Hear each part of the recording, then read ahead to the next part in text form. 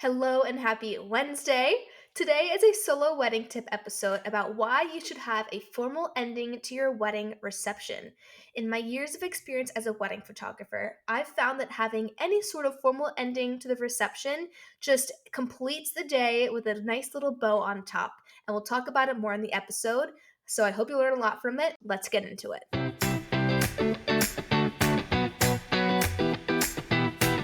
Hello and welcome to the Busy Bride Podcast.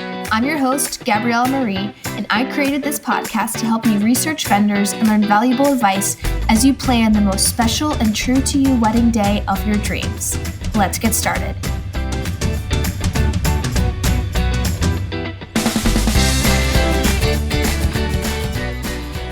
Okay, formal endings to your wedding reception. So, this is not necessarily about the incredible pictures and videos you're going to get from having a formal ending. I want to talk more today about the logistical reasons to have a formal ending to your reception. And by formal ending, I mean anything, something to signify the ending of your day that's not just like the music shutting off and lights coming on. So, this can be like a sparkler exit, private last dance, just like some sort of arm line, like with your guests holding their arms up and wiggling their fingers as you run through. Like anything like that can be a formal ending. So the reasons to have a formal ending to reception, firstly, without one, the wedding just like ends. It's super anticlimactic after a dream movie fairy tale day. The lights will come on, the music just kind of stops. People will be like, all right, I guess it's over, kind of gather things, chit chat as they walk out, like wandering out towards the exit together. Like, it's just kind of like, oh, okay, I guess we leave now. And then number two, having a formal ending signifies a very clear ending to the reception so that, again, people aren't wandering. They'll be told when to leave. They're not going to dilly dally. You don't have to worry about the reception venue like staying open past your contract time. And then the third reason is that it's also very fun. Like, who doesn't want to have one last giant dance on the dance floor with all of their loved ones? Like, it's amazing. So, those logistical reasons, without having a formal ending, it's anticlimactic. There is no like clear signal for people to know like when to leave and when to get out by, and then it's also fun. So here's what I would recommend doing to end your reception. If you're like, I have nothing planned, I don't really care what we do, Gabriella, please tell me the best way to end my reception. This this is what I would tell you. Feel free to like pick things that you love from here, kind of use it as a springboard. But in my experience as a wedding photographer, I think this step-by-step process flows the best and is the best experience for both the couple and their guests. So first, I would choose the last song for all the guests to dance to. So this would be something you communicate with your DJ. Have him announce it, and bring everyone onto the dance floor. You can even have him like tell the guests to form a circle around you and your spouse to just enjoy the last dance, or just have everybody rage together. And make this like a fun, upbeat song too. Like I love having just like party to the end. Or if you're more of like a low key person, you don't like the rage party as much, have it be a slow song so that everybody gets to end the night slow dancing with their favorite person. That's also a great idea too. But whatever kind of song you choose, having a last song and having the DJ announce it as the last song definitely helps to like signify an end to the reception. People are starting to mentally think, okay, gotta get ready soon. Where'd I put my bag? Okay, gotta get that to make sure I pick up the favor, and then we're good to go. Okay, cool. Like it starts the subconscious mental process there. And then after that private last dance, secondly, I would suggest that you do a private last dance with your partner. So when this happens, the DJ will request that everybody leaves the dance floor after the like fun last dance for that everybody does so that you and your spouse can have a private last dance. And this is a very efficient way to get everybody off the dance floor because nobody's going to want to interrupt your private last dance for the couple that just got married. It's just like, oh, they want to have a private last dance. Okay, I'll get my things and I'll get out. So it's a very easy way to get everybody out in a very timely fashion.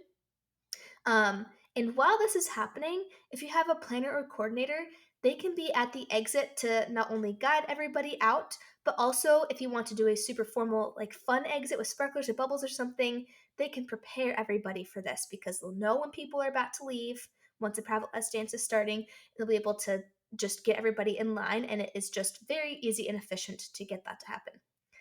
So then it's the private last dance. And this is great for so many reasons besides the logistical one of getting everybody out on time. Like, you get one on one time with each other at the end of one of the best days of your lives. You don't get much alone time to talk with each other on your wedding day. So, this gives you like a set aside specific time to reflect on the day together, to dream about the future together, and to just soak everything in. Like, you have all of the amazing events in the day replaying through your head. You're super close together dancing to one of your favorite songs, and there's nobody else looking at you. The DJ and the photographer are just doing their job. Like, we don't exist. So it's just you two. So that's amazing. You can just reflect together, share your favorite moments. You can also make out on the dance floor if you want, if that's how you want to end your day. Like, it's totally up to you.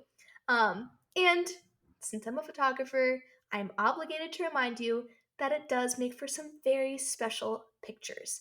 Your first dance is awesome and makes for great pictures as well, but everybody's watching, which is a great photo separately, but having this private last dance photo, it's just you two, and something about you two dancing together with an empty ballroom behind you, that's a whole different vibe. And it's really cool to have.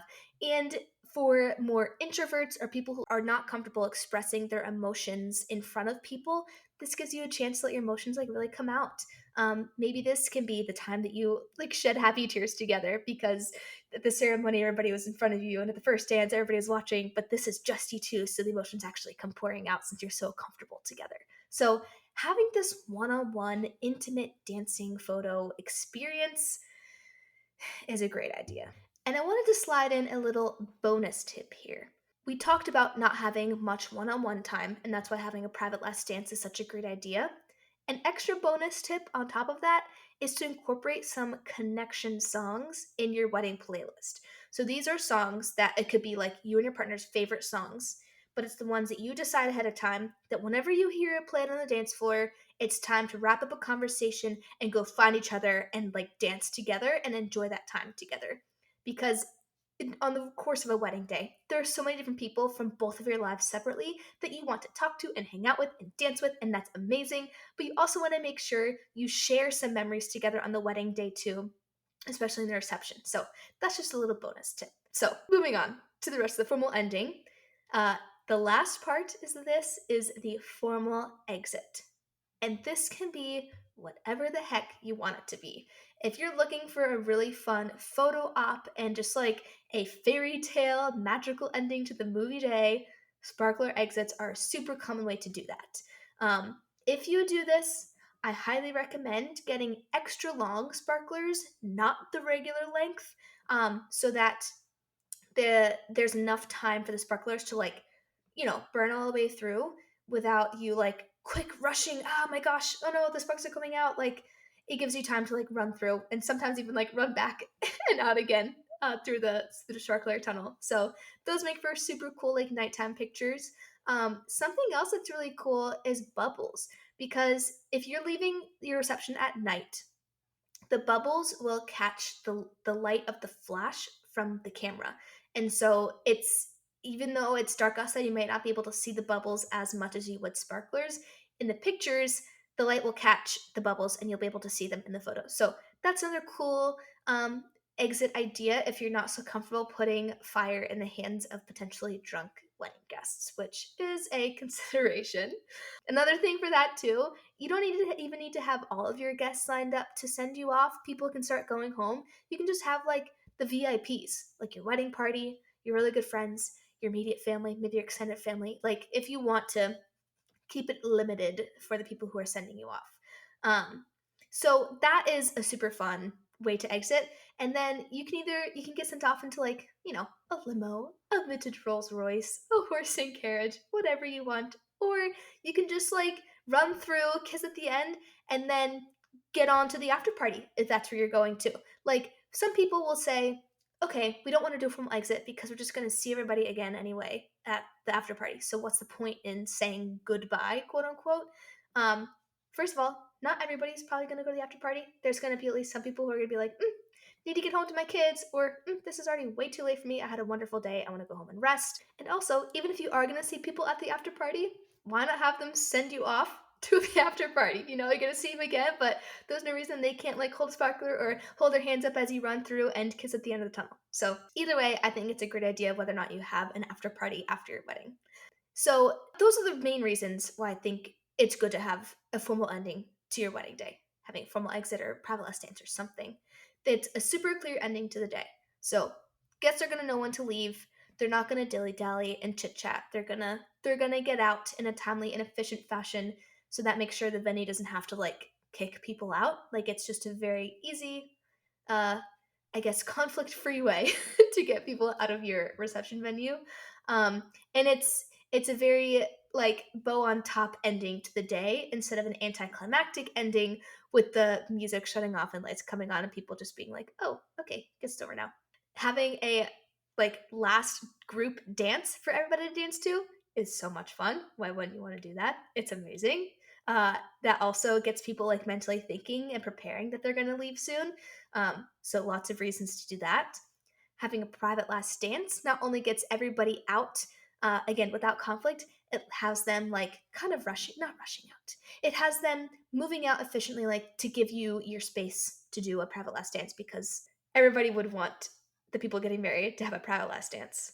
And then the private last dance gives you two time to just talk about the day, reflect on the day, possibly let some happy tears out if you're not comfortable expressing emotion in front of people, and just maybe even like kiss more than just the cake cutting kiss or the ceremony kiss. Like just have your time together.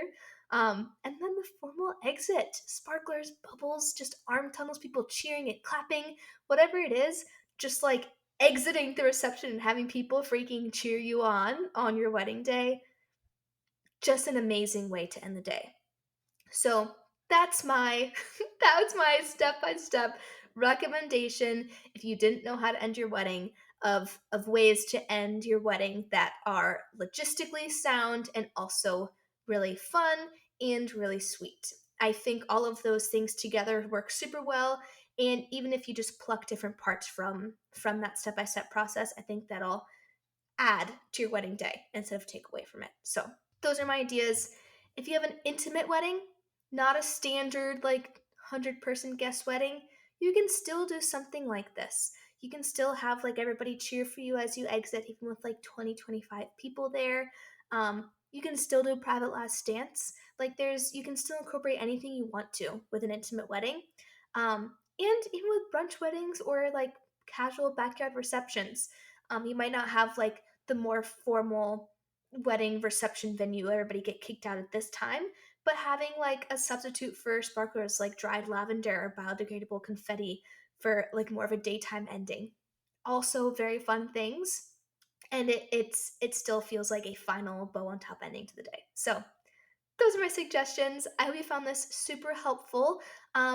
Let me know if you like this episode. You can DM me on Instagram. My Instagram handle is at Gabrielle Marie Audie. Gabrielle with two L's like High School Musical and Audie like the car. And also share this episode to your Instagram and tag me if it was helpful at all to you. Share it with a friend who's getting married soon who doesn't know what to do for their ending to the reception.